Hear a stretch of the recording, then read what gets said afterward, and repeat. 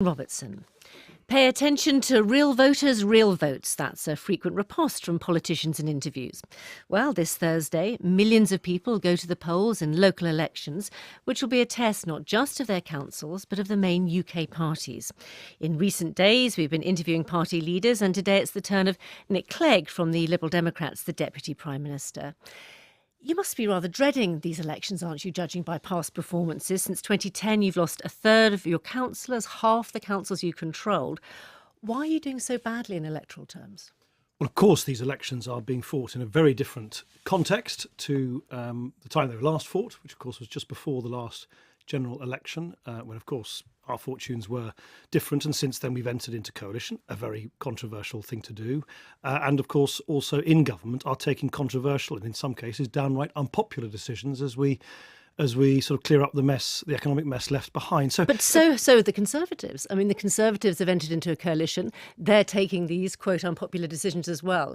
Yet they've actually managed to gain councillors in local elections. I think we've never been in government before as a party. I think you've got to remember that for the Liberal Democrats, the step into coalition was arguably much more controversial. First, because, of course, of the two parties, we are the smaller party. I'm not the Prime Minister, I'm the Deputy Prime Minister. I'd love to be Prime Minister, but for that we need to win the general election, which we didn't. But also because the party, the Liberal Democrats, ever since they were founded, were in opposition. So under my leadership, and of course I accept there are some people who haven't liked this on the way, and I totally accept, of course, it has come, as you quite rightly point out, at the cost. Can I just finish? For never going into power, though? Isn't that an argument for remaining permanently in opposition, the party of protest? Well, that's what I was just seeking to come to, which is that I don't believe it is right to be in politics and simply just stand on the sidelines with your hands clean. I think it is right that the Liberal Democrats, it was a brave decision, it was a bold decision, it was a controversial decision, it was a decision we took collectively as a party, and I think it was absolutely the right decision because we stepped up to the plate when the country needed it. We've provided a stable government, and within government we are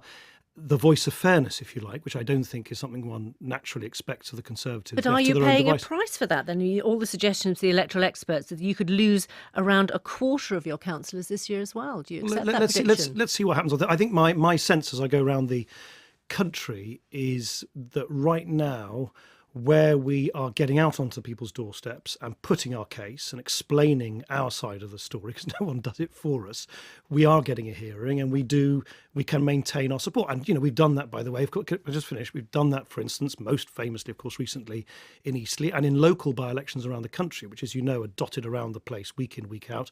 We've actually made net gains against both the Labour and the Conservatives, where, on the other hand, we're not very strong on the ground and we can't get our message across. It is frankly, very tough at the moment. And you are less strong on the ground, aren't you? Because you haven't been able to field as many candidates. You're down from 90% of seats in 2000 and now 74%. And in fact, there are now more UKIP candidates standing in county council elections than Liberal Democrats. I mean, that suggests that there's real problems with your base, doesn't it? There's actually more Liberal Democrat candidates standing in all the elections which are happening. All the elections, but I was talking about the county council elections. You can slice and dice things as you like. In terms of all the elections which are happening on Thursday, there are more Liberal Democrat candidates than UKIP candidates. But look, we are, of course, it's just a sort of undeniable fact. We're fielding fewer candidates. I think that happens with parties. You get this ebb and flow. We've clearly gone through a pretty torrid time the last 2 or 3 years. We have been electorally on the back foot. We have lost support in the polls now. But all of that is obvious, and it's very foolish to deny it. And of course, we've got to climb back. We are climbing back. I think we're back in the saddle. I think the fact we won Eastleigh, we're winning by-elections again. And crucially, this is certainly what we find, not just myself, but all the excellent Liberal Democrat candidates and activists who are out campaigning right now, that people are starting to recognise, and this is absolutely vital for our long-term fortunes, the things we're doing for people, whether it's, today is payday. If in people's pay packets, they will see, because of Liberal Democrats in government, they start paying income tax as soon as they earn £9,400 rather than £6,400, which is the way we showed it, the way we found it when we came into power. That is a big tax break for over 20 million basic rate taxpayers, I don't want to ask you delivered about that. by Liberal Democrats. Absolutely, and I understand that you're very proud of having achieved that. Indeed I am. But that's helping Bemused people that others are now trying to pretend that it was their idea, but very proud that Liberal Democrats are doing it. Interesting insight into coalition tensions there. But the tax allowances obviously affect people who pay tax. The poorest households in this country have lost £550 a year since 2010. That's as a direct result of tax and benefit changes. I think you've got to be quite careful with some of these statistics. You've got to. I don't know where you're sort of what your. Well, these are from the Institute for Fiscal Studies, exactly. very respected. Yeah, no, sure, absolutely. But there are some things which are not factored into those figures. So, for instance, as of this September, this is very much at my initiative, the government will be providing, no government has ever done this before, 15 hours free preschool support and childcare to 2-year-old toddlers from the 20% of the poorest families in this country. Exactly the category you're talking about. Things like that, things like the pupil premium, £2.5 billion of extra money for the most disadvantaged children. Again, targeted precisely at those families. But don't show up in some of those figures. Sure, but pupil premium helps children in the schools. It doesn't help the poorest families trying 15 to hours, make ends. 15 hours free preschool support does actually help. That's worth a lot of money. But if you're a family on a low income and you're losing around £500 a year from the purse trying to buy more expensive groceries, that's very difficult, isn't it? Of course I accept that. I think it's been a very cruel thing that prices have gone up, and some of them went up quite sharply in that spike of inflation at over 5% a year or so ago. My own view remains that was one of the biggest body blows to our economy over the last 2 or 3 years, often overlooked, I think, in the sort of commentary about our economic predicament. And that, of course, inflation is a regressive thing. It hurts people who are facing higher heating bills. But it's not just inflation, is it? Because it's a direct result of government changes. For example, the 1% cap on benefit rises. On the government's own figures, child poverty is going to increase by £200,000 as a direct result of your own policy. I think you meant 200,000 or £200,000. 200,000 people. Yes. Look, on child poverty, what we're saying is, which slightly relates to my earlier point, if you really ask people for an honest assessment about what perpetuates poverty and what creates this intergenerational repetition of disadvantage, I think what we've learned as a country is that simply moving people from one statistical side of the line to another, this was the Gordon Brown approach. You just lift people through tax credits just above a actually rather arbitrarily picked statistical line. You don't really do very much to promote and boost the life chances of children. That's why, yes, we are, of course, you're quite right, we are taking some difficult decisions in terms of welfare reform. But you're hitting the poorest families in the country. What I was trying to say is, if you look at the things that we're doing so that the incentive to work has been substantially increased, and that when you work, even just for a few hours, you keep more of the money that you earn. The fact that we are shoveling in hundreds of millions of pounds, never done before, into the early years education of children from the most disadvantaged backgrounds. Why are we doing that? Because all the evidence shows that if all you do is just play this statistical juggling game and don't actually change the circumstances in which a young child first forms their character, their overall attitude towards life, before they even go to primary school. But this is an international measure, isn't it, of child poverty? But anyway, I want to move on because it looks like austerity is going to be continuing, doesn't it? And you're in the middle of what sounds like a pretty torrid spending round at the moment. This talking about the year 2015-16, the government's going to have to find, another £11.5 billion worth of cuts. It's going to be very tough, isn't it? Yes, it is good. I mean, it'll be the last instalment, if you like, of departmental savings that this government will be announcing during this Parliament. And we have to do it because we are in power for the first few weeks of that financial year 2015-2016. So in that sense, it's not on the gory scale, if you like, of the comprehensive spending round that we announced in the autumn of 2000. It sounds quite gory, doesn't it? Because if you're protecting NHS, schools and the aid budget, what's the impact going to be on other departments? Well, you'll see in June, and obviously this is all being played out in Whitehall right at the moment. But it's not just in June, is it? I mean, I interviewed Danny Alexander last week. He told me that it was going to be around 5 to 6% cuts for unprotected departments. The Financial Times is saying 8% today. You must have an idea of what this is. As I say, what I agree with you. There were some big early judgments that we took. First, to set out a plan for filling the black hole in the public finances. And crucially, by the way, far from being dogmatic and rigid in pursuit of those original plans, we said that because the economic circumstances have deteriorated, we're just going to take it slower. We're going to take longer to meet those deficit and debt targets. I'm not asking you for the justification for them. I'm asking you for a figure which you must know. Yes, you can't actually. The figures are meaningless without the explanation. The second decision, the big decision we took, was that there were certain areas of public spending which we were not going to cut. So, for instance, I personally was very insistent that we should protect the school's budget, because I don't think our children and our grandchildren should face the consequences of the mistakes of this generation. They shouldn't have to pick up the tab for this generation's debt. So you're protecting schools, you're protecting the NHS, here's your point. Can I just finish? If you want to somehow reopen all of that, then of course the figures would be very different. Of course they would. if you say we're not going to protect the NHS, we're not going to protect schools, we're not going to honour our moral international obligations to the poorest people on the planet. I think we are right, but you're right, we could have changed our mind on that. We're right, and I'm certainly adamant about this, to stick to retaining those protections. And what are the consequences? The consequences are that there are knock-on effects on those departments which are not so-called protected. You'll remember that we made which is what I'm trying to get you to tell me. What are, in specific percentage terms, what is the effect on the other departments? To state the flamingly obvious, until we know exactly how the cake is divided between the different departments, I can't give you percentage figures. What I can tell you is that we've made a down payment in terms of £3.5 billion worth of welfare savings in the last autumn statement. So in a sense, we've already provided the kind of welfare contribution to it.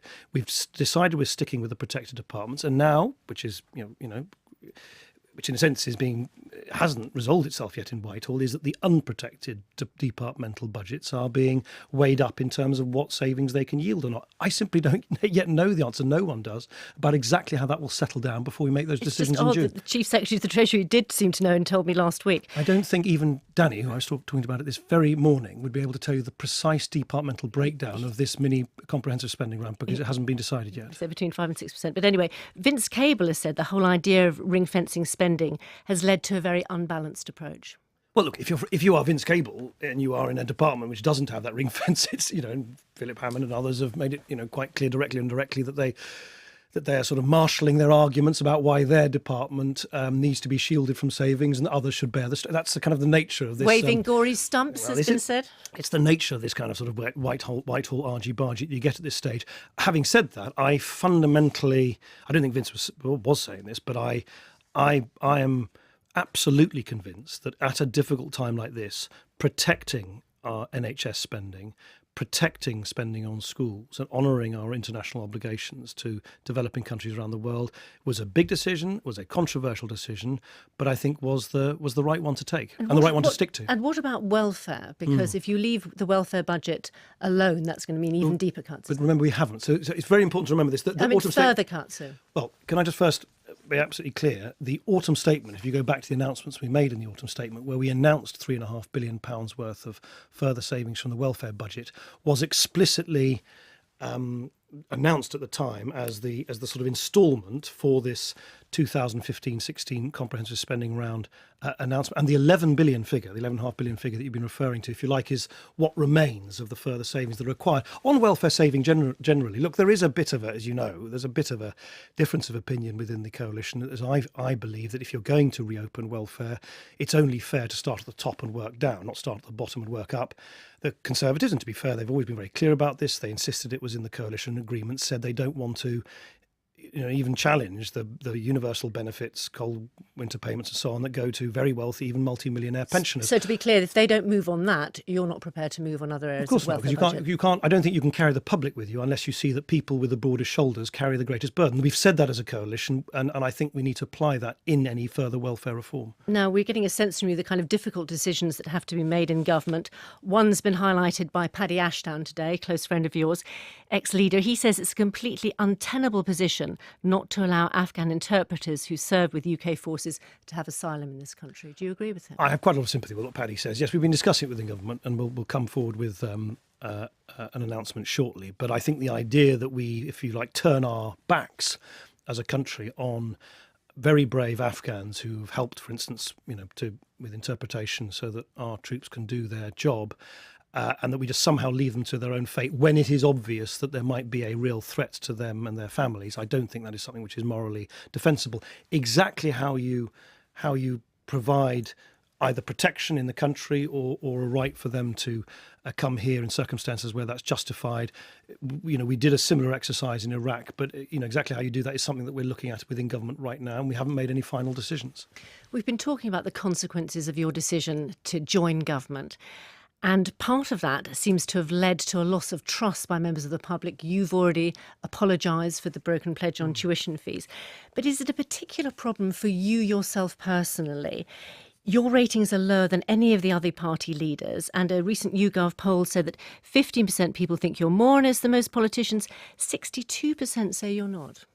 I think if I'm on it, well, obviously the issue about higher education and so on was was a major issue, and obviously was a real blow to the Liberal Democrats. I've explained and explained again that given that both Labour and the Conservatives agreed with each other more than they agreed with us, both of them wanted to see fees go up. Whoever we'd gone into coalition with, once we take that decision to go into coalition, there was no way that we were going to somehow be able to deliver our previous policy of getting rid of them altogether. But I accept, of course, that was there is an issue. There's a big issue, which I think will lurk in British politics for some time, as long as we have coalitions. And I suspect we're going to have coalitions, which is that if you have a coalition, by definition, you can't do everything that you want to do. But you're talking generally about the coalition, which are points you made at the beginning of this interview. I'm asking you about your own relationship. Why is it so personal towards you? Well, I'm the leader of the Liberal Democrats, so quite rightly I carry the can for decisions on behalf of my party. And because what we're doing is breaking the mould. We haven't done proper coalition in this country before. So there are two groups of people. There are some people who accept, and this is certainly my view, that if no one wins the election, it is a grown-up, reasonable thing to say, for the sake of the country. Can I just finish this sentence? It's quite important. You compromise. In other words, you don't get everything you want, but you compromise. There are other people who regard every single compromise as a betrayal and sort of, condemn every compromise in shrill terms. What I try and do, and I've tried to do from the day I came into this government, and as long as I'm in politics, I'll do it, is explain over and over again, candidly and openly, the things that we can do. Fairer taxes, more apprenticeships, cash increase in the state pension, the kind of things that Liberal Democrats have fought for forever and are now delivering, and some things which we can't do. Sure, but you must also accept that trust has been damaged not only by your own approval rating, but also the behaviour of senior figures in your party. One of your former cabinet ministers, Chris Huhne, is in prison. I mean, that has been very damaging for the party, hasn't it? Of course it's not. Of course, it's not good to have someone as significant in the sort of Liberal Democrat world as Chris Huhne found guilty in the way that he was. Of course, it's not. I mean, what am I supposed to say? I'm not going to wish away these events. Have you stayed in touch with him in prison? Not while he's been in prison, no. But I very much hope I will see him at some point in the future, because whatever Chris has done, and he's been found guilty and he's served his time, he's someone I've known all my political life and someone I have a lot of respect for. And then there's also a criminal investigation into your former chief executive, Lord Reynard. Obviously, we can't get into the details of that. Does that mean that your own inquiry has been suspended?